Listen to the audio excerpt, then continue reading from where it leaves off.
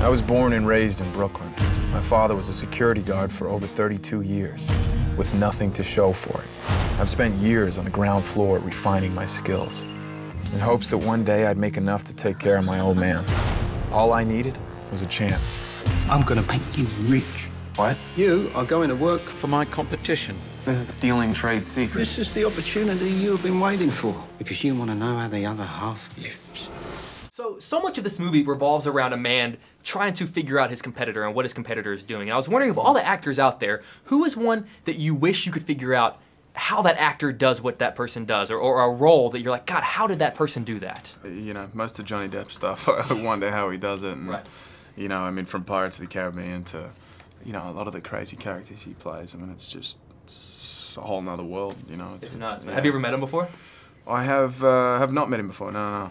I have no interest in how anybody else does what they do. Really? I have interest in their work, you know, according to what it is, but I don't feel competitive with anybody else. I think we all have to figure out how to do the job for ourselves in our own way.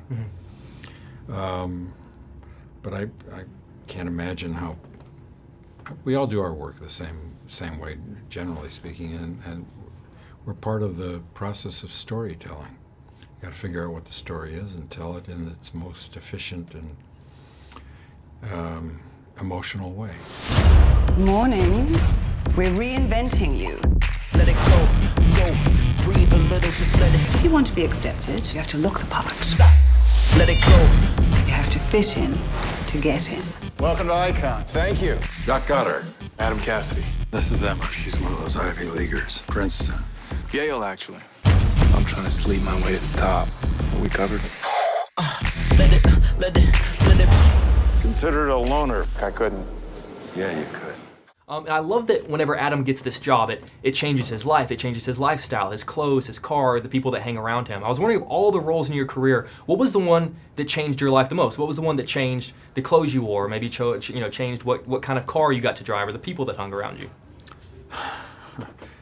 Well, I packed up my carpentry tools just when I went off to do Star Wars, and I never went back to doing carpentry for a living, so I suppose that's the one that changed my life. Do you ever miss the carpentry work? Do you ever miss doing that sort of stuff? I like to work with my hands, and I still like to work with my hands. I just have lost a lot of the skills that gave me pleasure. I don't know if there's any particular role that has had, you know, a significant impact on how I dress or how I act in real life. I think every movie I do, I grow in different ways, and I meet people that allow me to grow more and teach me other things. And you know, working with Harrison Ford and Gary Oldman was a big learning experience, because, you know, I just see how they conduct themselves on set and how they go about things, and you know, how willing they are to help you out in the scene and to help other people out in the scene. And it was nice to see guys like that who have been doing it for so long that still care so much. You remind me of Wyatt. I knew he'd be my competition someday. I'm on the eve of a revolution, and it's something you're never going to be able to duplicate. Is that so? That's what you wanted. I just want my money. I'm out. You are only out, my son, when I say you're out. I own you right now. I love, you know, there's a great line in the movie. If you want to remember who you are, you need to remember who your heroes are. And I thought that was fantastic. I was wondering, who are your heroes in this business, and how have they impacted kind of who you turned out to be as an actor? I don't have heroes. You know, I appreciate the work of a lot of people, but I can't base what I do on the success that somebody else has had. So I don't think about that very much. Jeff Bridges is one of my biggest inspirations. Obviously, Gary and Harrison, two of my biggest inspirations, and working with them was amazing. Jeff Bridges, another one of my biggest inspirations.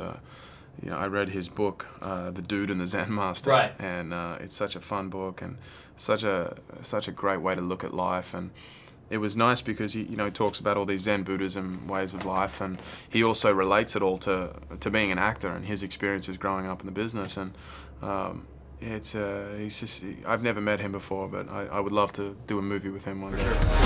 I'm with the FBI's Criminal Investigation Division. Spying for Wyatt will land you in jail. Double-crossing Goddard will get you killed. We recorded it all. Every conversation between you and Wyatt.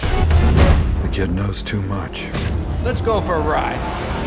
I love that whenever you're asking how to impress Goddard, Harrison Ford's character, they say be brilliant and be genuine. Yeah. This is going to be, I'm about to leave from this room and go interview Mr. Ford. It's going to be the fifth time I've talked to him, and I never feel like I really impress him. Yeah. I never, I try really hard. I try to come up with questions he hasn't heard. Don't try. So Just don't try. I was going to ask you, Yeah. what are the things I need to be to try to impress Mr. Ford? You should just go in there and punch him in the face. Oh, yeah. Just see how he reacts to that. Maybe he'll be fond of you. And he's like, that's good. That took courage. I'm proud of you. What are some tips you can get? Like, what would I need to do to impress Harrison Ford? You already have. Now, I've got to ask you, Mr. Ford, I have a very comfortable fold-out couch in Houston. If you were to come through, any chance you'd swing by and you and I could share a beer together? No. Worth the shot. Mr. Ford, always an honor to talk to you, my friend. Take care. Nice to see you. Thank you. You stood on my shoulders! And now I'm standing on your neck. Everything you said and did was a lie. I'm gonna make this right. I'm gonna use what they taught me to destroy what they built. We had good intel on this. Where did you get that intel from, Nick?